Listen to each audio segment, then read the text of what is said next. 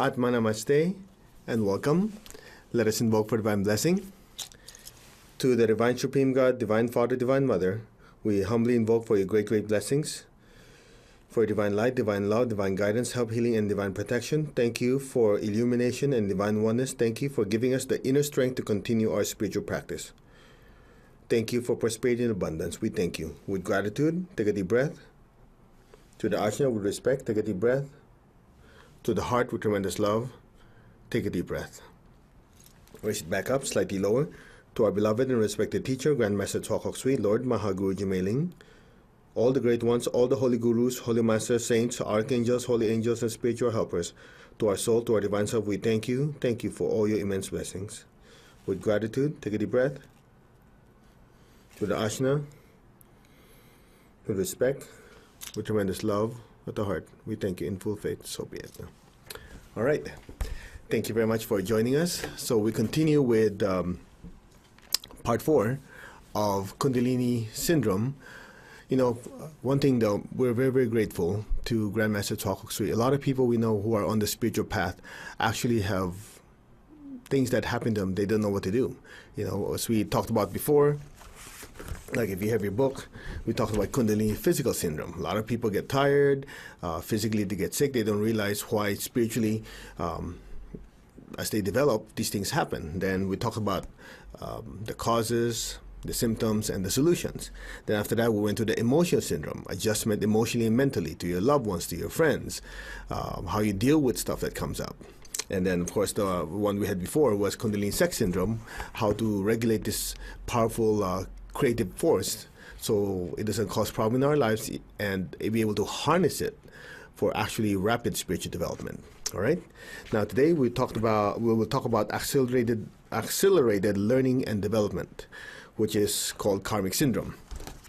So we'll just make it very, very simple. It's something like this.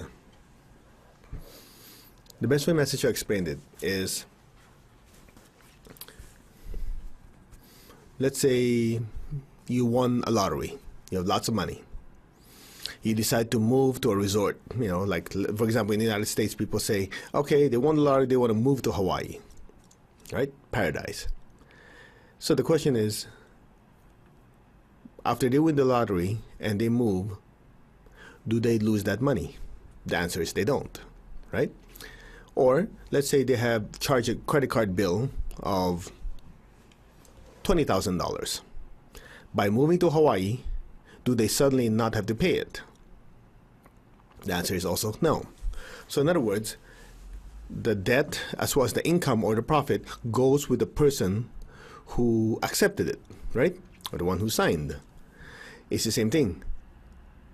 You're not the body, right? That's what we say in Narcotic. We're not the body, not the emotion, not thoughts. We're the soul. We're the soul using these bodies. In other words, the soul is the occupant of the physical, emotional, mental bodies. Just like you are the occupant of that household, you, the soul, are the occupant of this physical, emotional, and mental bodies, which is your residence for this incarnation.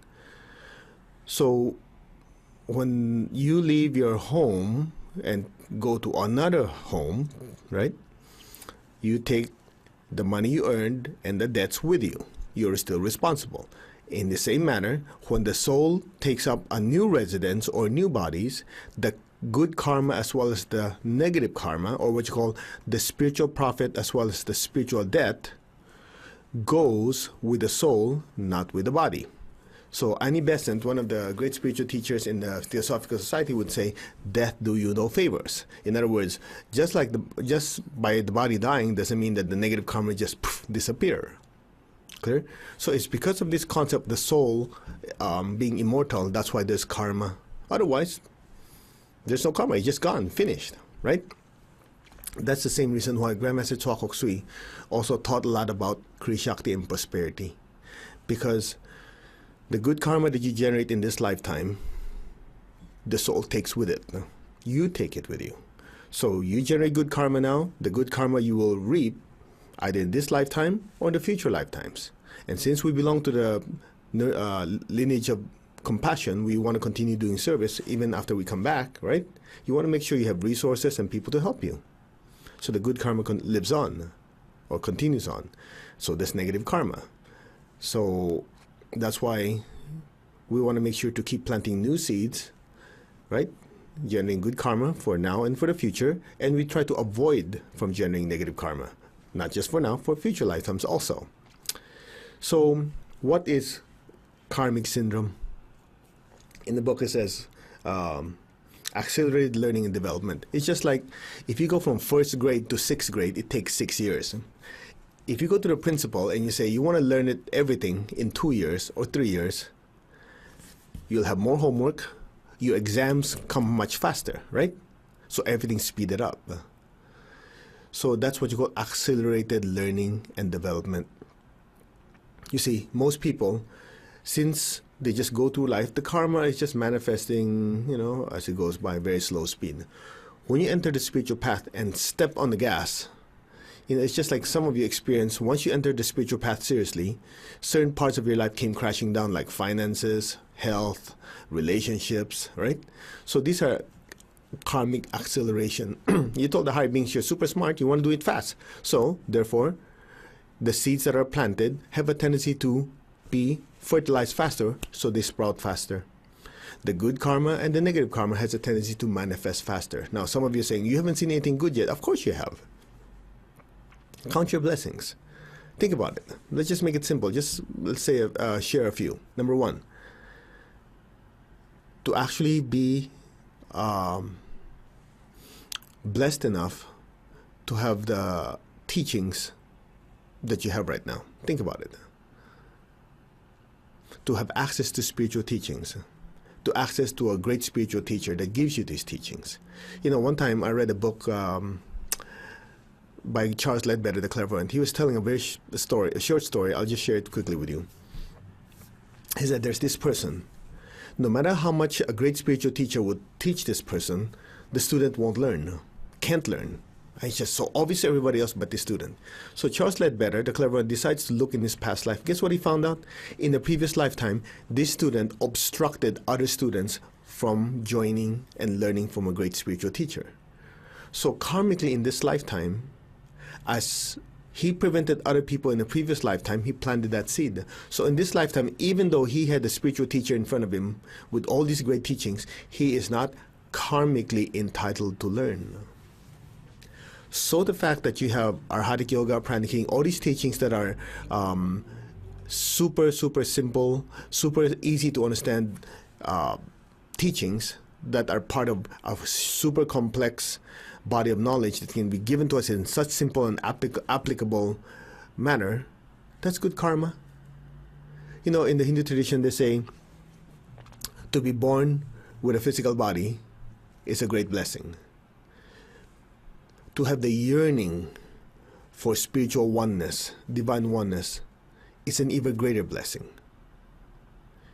To actually have a great spiritual teacher to guide you on your path is the greatest blessing. Do you see how the Hindu tradition look at it? So the fact that you're listening to this, that means you've taken Arhatic Yoga from Grandmaster Chua Kok Sui, right? Either through him or some of his disciples. That means you have good karma in accessing deep spiritual teachings. So you have good karma. That got accelerated. So you're learning more. Next, the fact that you have the ability to experience inner peace, stillness like you've never experienced before. That's good karma. You know how many people are tormented by thoughts and worries? And in your case, you can press a button, do a meditation, experience inner peace and inner stillness. That's good karma. What else? People always complain about health. There's 365 days in a year. How many days actually your body is sick? Cough, cold, whatever. 5 days, 10 days. Let's say 10 days.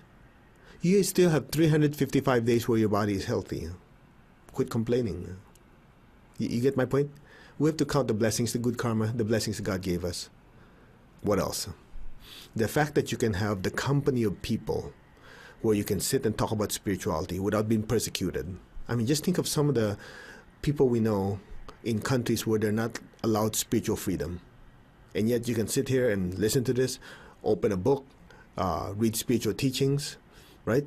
Pray and worship any way you like, as long as you don't hurt other people. That's good karma. So these are accelerated. You're yearning for divine oneness. Even to have that desire to do it, it's a manifestation of good karma. Now let's look at the other side.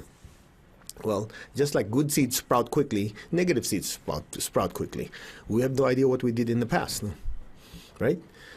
Obviously, if we're not perfect, if we're perfect, we wouldn't be here. So obviously, we're not perfect. There's still lessons to learn. So a lot of these lessons, when you step on that spiritual gasoline, it moves everything forward, so that we don't have a choice but not to deal with it. We don't have a choice but to deal with it. In other words, these lessons we need to learn. As you accelerate spiritually, it comes up. So things get kind of, accelerated. So let's just make it simple. So by the seeds, by the fruit, you know what the seeds are. So we'll just go through it step by step. One, physical ailments are usually due to some form of karma of injury of other people in the past. So what is the solution? Obviously, loving kindness, non-injury with our thoughts, words, and actions, right? And practice healing, generosity, giving money to charity to help with people who have problems, physical ailments. Financial problem. What is the lesson? Usually it's some form of stealing or causing other people to lose money in the past, or greed. What is the solution? Learn, okay, not to steal. Don't be greedy. Practice moderation. What else? Tithing. To show that, hey, not only will I not steal, not take things that are not mine, I'll take the extra step to know that I've learned a lesson. I'll even go the extra step and help people in need. Clear? Relationship problem. We talked about this before in the previous emotional syndrome. It could be adjustment. It could be also the negative thoughts and words we planted. So it comes back as affecting our relationship. So what is the lesson? Simple. Number one, learn the lesson. Be kind with our words, our thoughts, and our actions. What else? Nurture people, help people in need. If you know somebody who is having emotional issues, do pranic psychotherapy, right? Nurture people in need. You get the idea. By the fruits, you know the seeds. So as you know the fruit, you know what kind of new seeds to plant and what seeds not to plant, so no further problem. So if you look at your notes, symptoms, bad luck, financial problem, it's called what? Causes rapid materialization of negative karma. So what is the solution? Monthly tithing for a lifetime. Meditation on twin hearts, service 3 to 4 hours a week, and understanding meditation. Let's break it down. Tithing is something we have to do. You say, well, I don't like having to do stuff. Well, guess what? You might not want it, but you have to breathe. There are things in life that we just have to do. It's part of our existence. So tithing, it's something like this. If you don't tithe and you continue your spiritual practice, it's just like you're generating good karma and negative karma so quickly. It's at such an alarming pace. If you don't do tithing and service, there's no spiritual profit to pay off possible old debts that come up. You see, as we always say,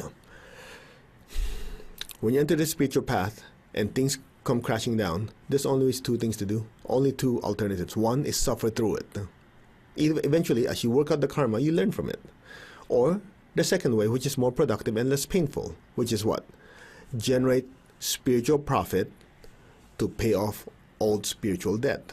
Number one, you're helping someone, including yourself. And number two, it's less painful and less destructive in your life, which is the obvious choice. But the problem is some of us, me included, when we first started, was just so stubborn. You don't believe it. You just say, no such thing, blah, blah, blah. Guess what? Either way, the lords of karma will let us learn. Either we learn it from our teachers or we learn it from life. Guess who's kinder? Always the teacher, because the teacher has gone through it. The teacher says, step 1, step 2, step 3. You follow, you'll be fine. You want to invent your own path? Oh, hey, help yourself. Either way, you'll come back and say, oh, by the way, the teacher's right. Clear? So, tithing and service. What else? Since you want to continue your spiritual practice, you continue your tithing and your service. Now, one thing to remember. If you notice that everything is just accelerated way too much and becomes uncontrollable, what do? Number one, you slow down your meditation. So let's say you're practicing Arhatic Yoga preparatory level. You have meditation Twin Hearts, meditation the Blue Pearl, Kundalini meditation, Arhatic Dhyan. So what you do is, if things just go a little too crazy, you cut all meditations except meditation Twin Hearts. Why meditation Twin Hearts?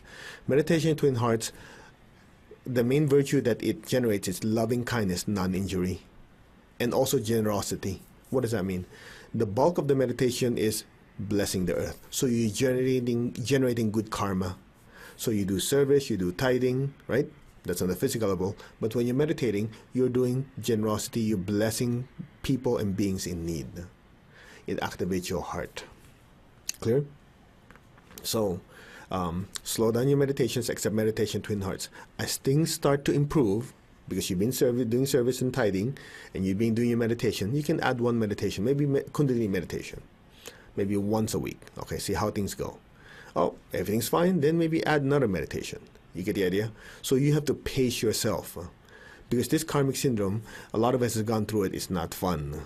But luckily, the teacher already warned us, look, these things could happen. But since we don't know who has what karma from the past, you are giving guidelines. And these are priceless teachings. I've known of other people who've done other spiritual traditions. They just think the spiritual path is a path of struggle all the time. It's not. There are a lot of people who are happy if they follow simple rules. Right? So karmic acceleration, what do? Slow down your meditation, accept Twin Hearts, do more service, do more tithing, and then what? Just add more meditation and watch. That's that. Once the lessons learned, your life continues to improve. All right?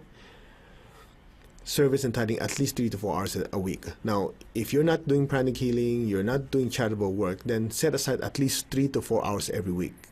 Go out, do healing in the healing clinics. Yeah? Volunteer time at the cancer clinic or hospice or whatever. In other words, do certain things that uses X amount of time to help other people. That way you're generating good karma and paying off all negative karma. Clear? What is understanding meditation?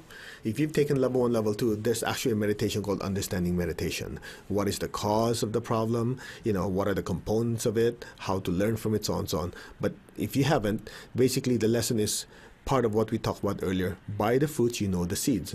As you think of what has been happening, you think, what might be the cause of this? Now, the biggest mistake most people make is this. They complain. They complain, oh, why God, it's me. Or, you know what else? They blame somebody else. You see, it's just like a child. When a child makes a mistake and the child does not own up to it and show remorse, what happens? The parent knows, this child has not learned the lesson, right? So they have to be punished or reprimanded. But if you notice the child already acknowledge they've made a mistake, and you see that they're striving not to make the mistake again, they're going to fall, they're going to make mistakes, but you say, it's okay, son, it's okay, daughter, it's okay, I see you're trying, but it's a process. Then you won't be as hard on them. In fact, you will help them out. It's the same thing. You ask the higher beings, the higher beings, I've learned my lesson, help me out, take it easy. You're not perfect, I'm not perfect, we all make mistakes, so at least you're trying. So if that's the case, the karmic stick doesn't have to land so hard. It will be substantially reduced, because if somebody already learned the lesson, there's no point in coming down hard on them, right? So that's the thing. That's the key with understanding meditation. Realize that, number one, there must be something that caused this. What could be it? So you do your best, we do our best so that we don't make the same mistakes, and we take the extra step of being more helpful, more courteous, more generous. That's that. Very simple. Of course, easier said than done, because you have to be aware, constantly practicing awareness. What is it? That's why inner reflection, firm resolution is so critical to our spiritual practice. If you remember, what are you supposed to do? Of course, he taught us different ways. The idea is every day, you spend 5-10 minutes a day, think of the mistakes we've made, connected to the virtues in the past few days or yesterday, depending on how often you do it. Think of the mistake, right? And what do? You put your 3 fingers of your left hand on your ajna, your right hand like this. You say, erase this anger. You erase the negative thought, the negative tendency. And then you visualize yourself doing the right thing. Remember that? Why? It's part of understanding meditation. It's like this. he said, Message said very clearly, without inner reflection, there will be no awareness. Without awareness, there will be no inner transformation and character building. Let's do it again. Without inner reflection, there is no awareness. Without awareness, there is no inner transformation and character building and development. Another way to put it is, through inner reflection and firm resolution, we become aware of the mistakes we've made. And as we're aware of the mistakes we've made, we strive not to make those same mistakes, which manifests as a transformation and character building and spiritual development. Plain English, if we don't realize we've made a mistake, why would we try to change ourselves? Right? I mean, if you're oblivious that you've hurt somebody's feelings, would you even try to be nicer next time? You won't, because you didn't think you did anything. So that's why inner reflection is so important. We have to be aware that, hey, I did something wrong. And awareness, you see, awareness comes after you meditated on the mistake and corrected it. And as he always says, thoughts are the seeds. You sow with your thoughts, you harvest with your words and your actions. If we don't change the thoughts and what I call the seeds, you cannot expect the harvest to change. So part of understanding meditation is to what? Inner reflection, firm resolution, so that we can be aware of what are the possible tendencies or mistakes we still have that's causing the problem. So as we practice awareness, we go, I've been harsh with my words, or I took things that are not mine. Okay, erase, stop that, let's do it right. So with that, what happens? You see the heart being say, I've learned my lesson, so the karmic lesson is reduced. And of course, in the process, the purpose of karma is not fatalistic, but evolutionary. Let's do it again. The law of karma and the law of evolution work hand in hand. In other words, a lot of people look at karma as to punish. They don't realize karma is not to punish or to reward. Karma is simply an adjustment. Karma allows us to keep nudging us onto the path back to God. Clear? The law of karma manifests evolutionarily. Hey, I just invented a new English word. Anyway, you get the idea? So if you look at it as, look, these are manifesting because I'm being pushed in the correct direction. Look at it that way. So if you look at it that way, you won't look at it as something bad. You go, okay, I need to learn this lesson so I can move to the right path. That's all. So accelerated learning and development. What takes other people not serious about the spiritual path years, if not lifetimes, to learn? In your case, when you practice Arhatic, when you practice the five pillars and the 5 virtues, right? When these things come together, it's accelerated development. So things sprout, right? Good and not so good. You already have the secret: service and tithing. Learn your lesson and be grateful and ask for divine protection, and life will be good. All right? I hope you learned something. It's short, but it's something that everybody goes through. And instead of, what the Chinese say, instead of cursing the darkness, light a candle. Makes sense. Instead of complaining about why things are not working so well, understand why is this happening, what is the solution, and go with it. In other words, you don't like it, light a candle. What does it mean with light a candle? Understand and make the correction. That's it. Very simple. Okay? So I hope this ESP, that's the next one. By the way, the next session is ESP syndrome. When people get in the spiritual path and they space out and they have problem relating to their family, their finances, their work. That's important. We'll cover it in the next one. But at least for now, you know that, recap. We need to continue doing service. And if things get a little crazy, what happens?